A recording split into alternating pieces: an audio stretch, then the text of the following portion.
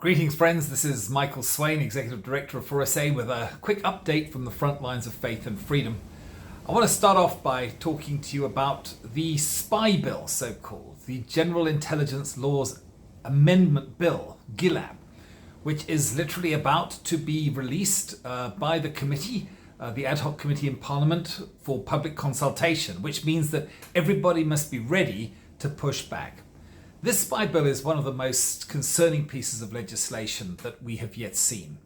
The problem is that you would think that it would be just there to literally catch spies or to prevent money laundering or terrorism. But the problem is always in the details of the definitions, and these are exceedingly wide. So the definition, for example, of national security, or what actually it takes to be a potential threat to national security, is so wide and so broad that just about anybody and everybody can get caught in the net. And here's the problem. What that means is that the state security agencies, i.e. spies, can basically access all your information, any and all of it. It can be your health records, it can be your financial records, all your electronic communications, it can be your WhatsApps, your emails, you name it, they can get hold of it, and they can even take a polygraph test. If you fail to get a security clearance certificate, then essentially, almost inevitably, you will be shut down. You will certainly be prevented from, for example, sending money or receiving money from whoever might be supporting you or whoever you may be supporting. And essentially, they can be using it to target individuals, target organizations. It can easily amount to a selective state regulation type of religion. And of course, the other problem with it is that there is no recourse to the court. You don't have to, for example, get a court order before you can initiate this type of surveillance. So you won't even know when you're being surveilled. It's one of the most, we believe, concerning pieces of legislation. We are going to be mounting a campaign, which is going to be on the 4SA website. We're just waiting for our final submissions to be prepared. And then we will make sure that there is a public participation opportunity once this has been gazetted and put in place by the ad hoc committee that's dealing with the matter. And at that point, we want to say, everybody, make your voices heard. We need to push back on this in big numbers. We hear from the committee that their desire is that this will be passed, i.e. it will become law, in force and enforceable, before the end of this current parliament, which could be as early as March next year. The only thing that's going to slow this down is massive public participation, because when we do that, if we can get 100, 200,000 people or organizations making individual submissions, then they must consider all those submissions. They can't just rush the thing through. So we're going to be alerting you and informing you as soon as that comes into the public domain, so to speak. The next thing I want to talk to you about is an update on the hate speech bill. As you know, we have fought this very hard. It started off in 2017, 2018 in the Department of Justice. We pushed back against that in big numbers. Then it was before the National Assembly. And then lately it's been before the National Council of Provinces. We are obviously very disappointed that the National Council of Provinces did not take into account any of the submissions that we and literally tens of thousands of other people have made, not to mention other civil society organizations, all of whom were essentially expressing the same concerns, that this bill is unconstitutional because it fails to define the essential elements. You would think that the combating of hate crimes and hate speech bill would actually have a definition of hate. It does not. And that is a serious flaw. Also, the categories that you can be caught in. For example, if you substantially emotionally harm someone, what is that exactly? Is that seriously offending somebody? Or social harm, doing something to the detriment of the social fabric of South Africa? What is that exactly? But the bottom line is this, that if you are caught in this net, it is a criminal sanction that you will face. The only change that the National Council of Provinces made was to reduce the sentence from 8 years, it was, by the way, originally 3 years, to 5 years. That is cold comfort indeed. It's all over, basically, in terms of the parliamentary process. There's one little couple of boxes to tick, and then it's going to go to the desk of the President for signature. Now, here's the opportunity. We, 4SA, are going to be mounting a campaign, Dear Mr. President, because the President of South Africa has a prerogative. He can refer this bill back to the National Assembly if he is not persuaded of its constitutionality. And he can ask them to review it and to amend it. If they don't, then it comes back to his desk, and then he can still send it to the Constitutional Court to get a declaratory order as to whether or not it is in fact constitutional.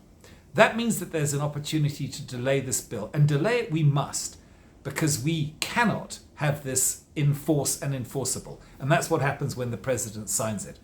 So we're going to be putting a letter together. We're going to ask religious leaders, senior religious leaders, networks, organizations to endorse and support the letter. We want as many organizations and numbers as possible in that. And we're also going to give the public and organizations the opportunity to write directly to the president. And we're going to be putting that campaign in place as well. So that's another thing to watch out for. It's going to happen very shortly. Another thing I want to just raise to everyone's attention is developments with the Department of Basic Education. As you know, 4SA has been really pushing back against these guidelines, protocols, toolkits. It really amounts to, if you look at it in a broad scope, as an indoctrination process, essentially, particularly pushing LGBT ideology into schools. And that's where the problem lies. The state cannot push any ideology into the public education system. But that, unfortunately, is very much what has been happening. There's a very high-level meeting that's going to be taking place this coming Tuesday. It's going to be a multi-faith meeting. That means that there's going to be representations at a senior level from the Islamic faith, from traditional African spirituality organizations, from obviously more, let's say, mainline denominations represented by TISA, the Evangelical Alliance of South Africa, and also SACOF, which represents a large number of charismatic independent churches. This meeting is going to be taking place, and essentially we're going to say to the Department of Basic Education, stop doing this. Stop it until we have seen what you're doing, because they are very reluctant to show people, and we want a public participation process so that parents in particular, who have the inalienable right to educate their own children according to their own values, can see what is being pushed into the school system, and then they can decide whether or not they actually want this to be taught to their children. And lastly, but by no means least, and on a similar line, we are also having a campaign which is on the 4SA website, that's forsa.org.za, to encourage everyone who has a child in the public education system to stand for their school governing body. The elections are taking place next year in March, and what that means is that even now, there are things that you would need to be doing, like going, for example, to make sure that you are on the voters' roll at your local school, to ask what is the process to be a candidate, if that's what you want to be. But above all else, we want to encourage everybody to get involved and to vote for suitable candidates in the school governing body elections, which take place, as I said, in March. These are very important. The school governing body is basically the gatekeeper and also the watchman in the public education system.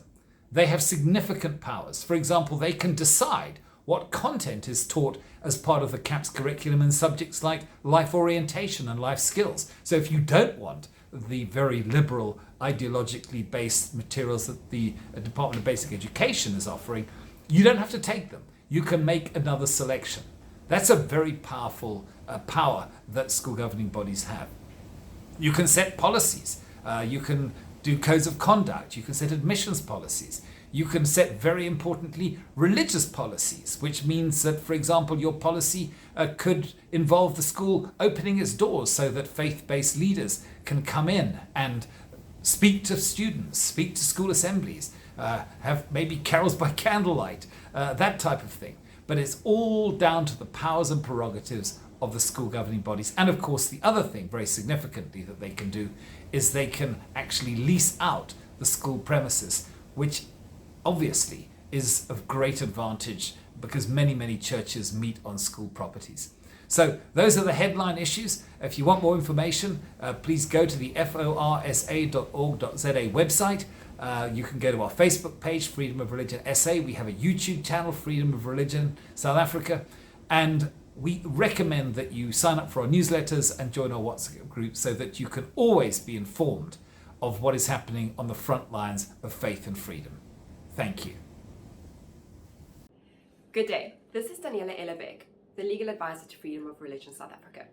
Remember to like and share this video and then click on the subscribe button to make sure you never miss our video updates on vital religious freedom issues.